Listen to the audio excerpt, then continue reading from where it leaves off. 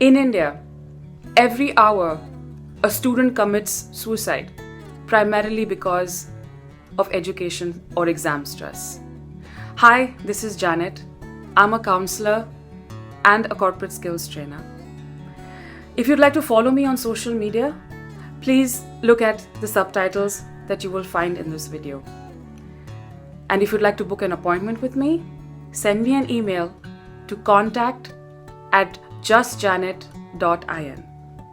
The other day I was having a chat with an elderly lady who was just telling me that her son and daughter-in-law are trying to find admission for their child. So when does a child enter kindergarten or LKG? Is when you about 3 years old or 4 years old.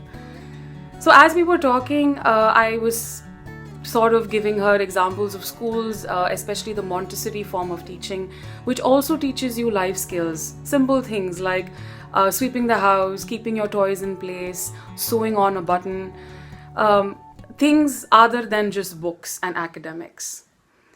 So as I was telling her these things, she interrupted me and she told me, will these schools actually prepare them to become an engineer or a doctor? I didn't say anything much. I just smiled and I said, well, ma'am, what I would suggest is allow the child to grow. And as the child grows, maybe when he or she reaches a particular age, like 8 or 9, slowly you will understand what they are good in and allow them to pursue that. She shook her head and said, but beta, it doesn't work that way anymore. Unless you are competitive, unless you get good grades, there's nowhere you can reach in life. So many parents and grandparents like her speak almost the same language in today's world. Educational institutions, unless you score a 95%, you can't get into the science field. Unless you score an 80%, you can't get into commerce. Unless you score 70% and above, you can't get into arts. Look at the pressure on the child, on the youth. Maybe in olden days, there was not much exposure in terms of so many different challenges. But in today's day and age, children have a very complex ecosystem. Things like depression and bipolar disorders are genetic, and some children actually show these signs way early in childhood. Some children suffer with ADD, which is attention deficit order. They are hyperactive, they can't sit in one place, it's very difficult for them to pay attention. Then there are learning disabilities, where dyslexia is one of them, where they find it difficult to actually read and write and make sense of letters and numbers. As parents, as teachers, what are we doing to our children? It's not just about academics.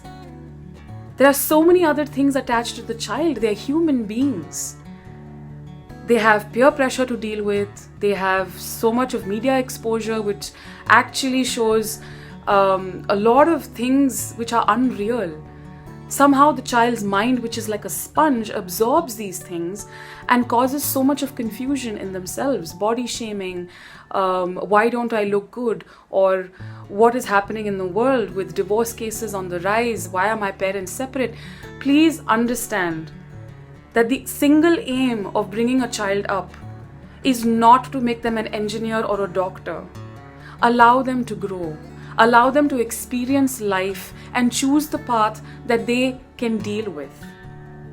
Some children do not have the intelligence capacity to actually be able to do math. I was one among them. I was petrified of math. But then, luckily, my family allowed me to explore options that would make me happy. Education is not meant to be burdened. Education should be fun. It should be something that people look forward to learn. Now, here are a few things that I would like to tell parents, educational institutions, and teachers. Parents, the kind of pressure you put on your children to be able to achieve those grades because you have a vision and you have a dream that your child should be in a particular status, become an engineer or a doctor. But what if your child doesn't have that capacity? What if somebody had to come and tell you, do this because you have to, but your heart is not in it? you don't have the caliber to do it, imagine the amount of stress you're going through. The same thing is happening to your child.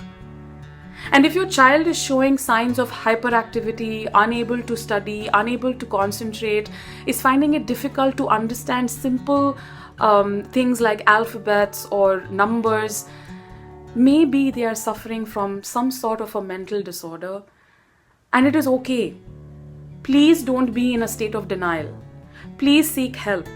It reduces your frustration and especially the frustration of the child. Second, don't pressurize them so much. The pressure you put on your child can actually lead them into anxiety and depression, and nobody really wants that. Educational institutions, please train your teachers in the areas of mental disorders and how to actually deal with children who find studies difficult. Teachers, train yourselves. Be aware. It's not about getting a degree, getting a job in a school or a college, and just imparting academics.